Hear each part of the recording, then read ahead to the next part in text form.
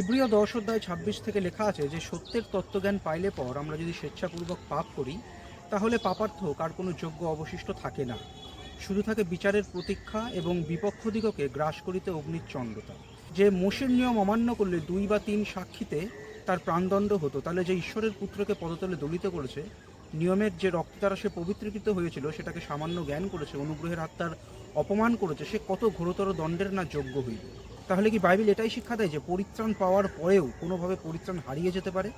কারণ প্রভু যিশু তো বলেছেন যে তিনি তার মেষদিগকে অনন্ত জীবন দেন এবং তারা কখনো বিনষ্ট হবে না এবং তার হাত থেকে কেউ কখনো কেড়ে নিতে পারবে না।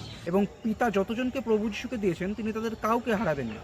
প্রভু যিশু যোহন ৫ অধ্যায় বলেছেন ২৪ পদে যে বিশ্বাস করে সে অনন্ত জীবন পেয়েছে, তাকে বিচারে আনা হয় না, অর্থাৎ নরকের বিচারে আনা হয় না, সে মৃত্যু পার করে জীবনে প্রবেশ করে গেছে। অর্থাৎ প্রভু যিশু কিন্তু অনেকবার বলেছেন যে তিনি যাদের অনন্ত জীবন দেন তারা বিনষ্ট হবে না, তাদেরকে নরকের বিচারেই আনা হবে না, তিনি কাউকে বাইরে ফেলে দেবেন না। কিন্তু ইব্রিয় ১০ অধ্যায় ২৬ থেকে পরে অনেকে সিদ্ধান্ত নেয় যে বাইবেল এটা বলতে চাইছে যে বিশ্বাসী যদি অনেক পাপ করে তাহলে নরকে চলে যাবে। তাহলে প্রভু যিশুর কথার সাথে ইব্রিয়র এই কথাটার মিল কোথায় হয়?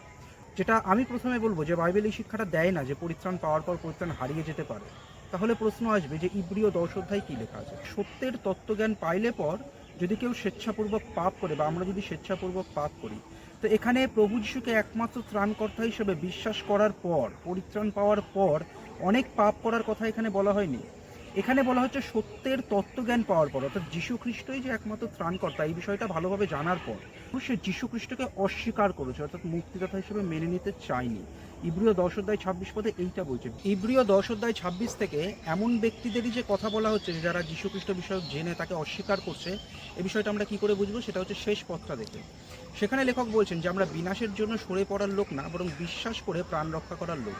অর্থাৎ লেখক এমন ব্যক্তিদের কথা বলছে যে এমনও ব্যক্তি সেই সময় ছিল যারা সমস্ত কিছু জেনেও যীশুখ্রিস্টকে অস্বীকার করছে, কিন্তু লেখক বলছেন যে আমরা সেরকম কাজ করব না, আমরা বিশ্বাস করে প্রাণ রক্ষা করবো। অর্থাৎ এখানে বলা হচ্ছে যে যারা এইভাবে প্রভু যীশু সত্যের তত্ত্বজ্ঞান পেয়ে, অর্থাৎ যীশুখ্রিস্টের সুসমাচার পেয়ে স্বেচ্ছাপূর্বক পাপ করে, অর্থাৎ স্বেচ্ছাপূর্বক যীশুখ্রিস্টকে অস্বীকার করে, তাদের আর অন্য কোনো পাপার্থক যোগ্য নেই। অর্থাৎ যীশুখ্রিস্টকে ত্যাগ করে তারা কোথায় যাবে পরিত্রাণ পাওয়ার জন্য? অন্য কোনো যোগ্য নেই। যীশুখ্রিস্টের মৃত্যুটাই আমাদের পাপের জন্য, তিনি মৃত্যুবরণ করে পুনরুত্থিত হয়েছেন, তাকে বিশ্বাস করে আমরা সমস্ত পাপের মুক্তি পাই এবং স্বর্গে যাওয়ার নিশ্চয়তা পাই। তো বাইবেল বলছে যে যারা প্রভু যিশুকে অস্বীকার করে তাদের জন্য আর কোনো যোগ্য নেই, তারা ঘোরতর দণ্ডের যোগ্য হবে। এই বাক্যটা নিয়ে বিশেষ করে মানুষের সমস্যা হয় যে ওখানে লেখা যে নিয়মের রক্ত দ্বারা তারা পবিত্রীকৃত হইয়াছিল, অর্থাৎ এই পদটা দেখে অনেকে বলে যে এখানে তো বিশ্বাসীদেরই কথা বলা হচ্ছে, কারণ লেখা আছে যে তারা নিয়মের রক্ত দ্বারা পবিত্রীকৃত হয়েছিল, তাহলে তো বিশ্বাসী, অবিশ্বাসী কি পবিত্রীকৃত হয়েছিল? যে এরম তো হতে পারে না। কিন্তু এইখানে যে কথাটা লেখা যে পবিত্রীকৃত হয়েছিল যে নিয়মের রক্তটা, এখানে ইংলিশ বাইবেলে যেটা লেখা আছে, ইংলিশ শব্দটা দেখি সেটা হচ্ছে স্যাংটিফাই। অর্থাৎ যে নিয়মের রক্ত দ্বারা তারা স্যাংটিফাই হয়েছিল সেই নিয়মের রক্তকে তারা অপমান করেছে, এটাই বাইবেল বলতে চাইছে। তো স্যাংটিফাই হওয়ার মানে পৃথকীকৃত হওয়া, এটাও কিন্তু বাইবেল বোঝায়। যেমন আমরা যদি ১ করিন্থীয় ৭ অধ্যায় দেখি, ওখানে লেখা যে অবিশ্বাসী স্বামী বিশ্বাসী স্ত্রীর মধ্যে দিয়ে পবিত্রীকৃত হয়েছে। অনেক বাংলা বাইবেলে এটা লেখা থাকতে পারে যে ঈশ্বর তাদের বিশেষ চোখে দেখেন, কিন্তু ইংলিশ বাইবেলে লেখা আছে যে অবিশ্বাসী ব্যক্তি বিশ্বাসী স্ত্রীর মধ্যে দিয়ে স্যাংটিফাই হয়েছে বা পৃথকীকৃত হয়েছে, এই বিষয়টাও কিন্তু বলা যায়। স্যাংটিফাই কথাটার অর্থ পৃথকীকৃত বা আলাদা করে রাখা বা ঈশ্বরের বিশেষ চোখে থাকা, এটাও বোঝায়। রক্ত দ্বারা পবিত্রীকৃত হওয়া সবসময় বোঝাবে তা না। স্যাংটিফাই শব্দটা দিয়ে পৃথকীকৃত করা এটাও বোঝায়। প্রভু যিশুতে বিশ্বাসী ব্যক্তিরা যারা বিশ্বাস করেছে তারা কিন্তু পবিত্রীকৃত হয়েছে, তারা যীশুখ্রিস্টের ধার্মিকতা পেয়েছে, সমস্ত পাপের ক্ষমা পেয়েছে। কিন্তু যারা যীশুখ্রিস্ট বিষয় শুনছে বা সেই বিষয়টা জানতে পারছে, তাদেরকে ঈশ্বর পৃথকীকৃত করে রাখেন, এটাও দেখায়। যেমন অবিশ্বাসী ব্যক্তি, যেটা ১ করিন্থীয় লেখা, যে অবিশ্বাসী স্বামী বিশ্বাসী স্ত্রীর জন্য ঈশ্বরের চোখে বিশেষ হয়েছে বা ঈশ্বর তাকে স্যাংটিফাই করেছে বা পৃথকীকৃত হয়েছে, কিন্তু সে তো এখনো বিশ্বাসী না, কিন্তু বিশ্বাসী স্ত্রীর পরিবারে সে রয়েছে বলে সে স্যাংটিফাই হয়েছে বা পৃথকীকৃত হয়েছে। কিন্তু বাংলা বাইবেলে আমরা দেখতে পাই সেখানে লেখা যে পবিত্রীকৃত হয়েছে, কিন্তু স্যাংটিফাই কথাটার অর্থ পবিত্রীকৃত হয়, সেটা বিশ্বাসীদের ক্ষেত্রে, কিন্তু অবিশ্বাসীদের ক্ষেত্রে পৃথকীকৃত হয়। কারণ করিন্থীয়তে স্পষ্ট লেখায় যে অবিশ্বাসী সেই ব্যক্তি কিন্তু স্ত্রীর জন্য তাকে পবিত্রীকৃত করা। কিন্তু সে অবিশ্বাসী হয়ে কি করে পবিত্রীকৃত হয়? সেটা তো হওয়া সম্ভব না। সে তো অবিশ্বাসী। স্ত্রীর জন্য সে কি পবিত্রীকৃত হতে পারে সে যদি নিজে বিশ্বাস না করে? অর্থাৎ ইংলিশে লেখা স্যাংটিফাই, যেটার মানে পৃথকীকৃতও হতে পারে। অর্থাৎ অবিশ্বাসী স্বামী বিশ্বাসী স্ত্রীর জন্য ঈশ্বরের দৃষ্টিতে বা ঈশ্বর দ্বারা পৃথকীকৃত হয়েছে, অর্থাৎ তার পরিত্রাণ পাওয়ার তার সুযোগ আছে যদি সে বিশ্বাস করে। ঠিক সেইভাবে ইব্রিয় 10 অধ্যায়ে এমন ব্যক্তিদের কথা বলা হচ্ছে যে যাদের কাছে সুসমাচার দেওয়া হয়েছে তাদের ঈশ্বর স্যাংটিফাই করেছেন যীশুখ্রিস্টের রক্ত দ্বারা, অর্থাৎ পৃথকীকৃত করেছেন। তারা বিশ্বাসী হয়ে পবিত্রীকৃত হয়ে গেছে তা না, তারা পৃথকীকৃত হয়েছে, তারা এখনো বিশ্বাস করেনি।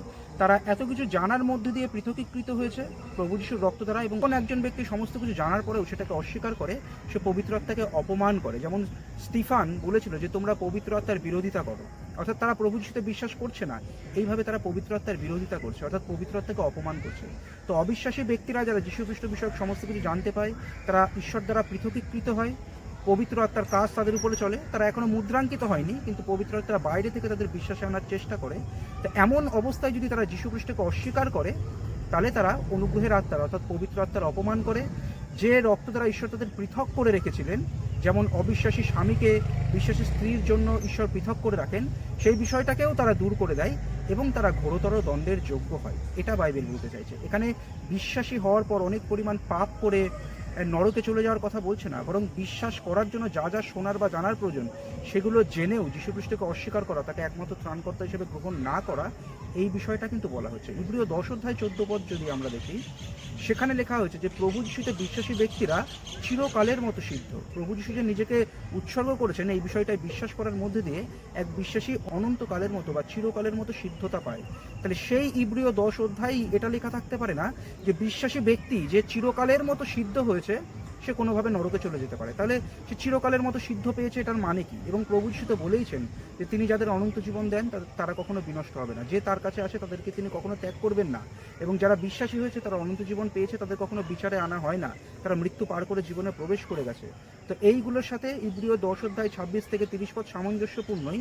এখানে বিশ্বাসী হয়ে পাপ করার কথা নেই, বরং সমস্ত কিছু জানতে পেরেও যীশু খ্রিস্টকে অস্বীকার করার কথাই লেখা আছে, যেটা শেষ পদেও স্পষ্ট করে লেখক বলেছে যে আমরা অবিশ্বাস করে বিনাশ হয়ে যাব এমন লোক আমরা না, বরং বিশ্বাস করে রক্ষা পাবো এমনই লোক। শুধু বিশ্বাসী ব্যক্তি যে একদম পাপ করে ফেলে না তা না, কিন্তু পাপ করলেই যে ঈশ্বর তাকে নরকে দিয়ে দেন তা না। ঈশ্বর তার ভিতরে চেতনা আনেন, সে ক্ষমা চায় এবং ঈশ্বর তার সন্তানদের প্রহার করতে পারেন, শাসন করতে পারেন, কিন্তু কখনো ত্যাগ করেন না।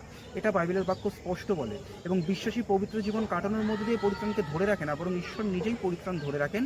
বিশ্বাসী তার বিশ্বাস করার পরে যে পবিত্র জীবন পবিত্র আত্মার শক্তিতে কাটায়, এর ভিত্তিতে সে পৃথিবীতে বিভিন্ন আশীর্বাদ পায়, স্বর্গে বিভিন্ন পুরস্কারে সে পুরস্কৃত হবে।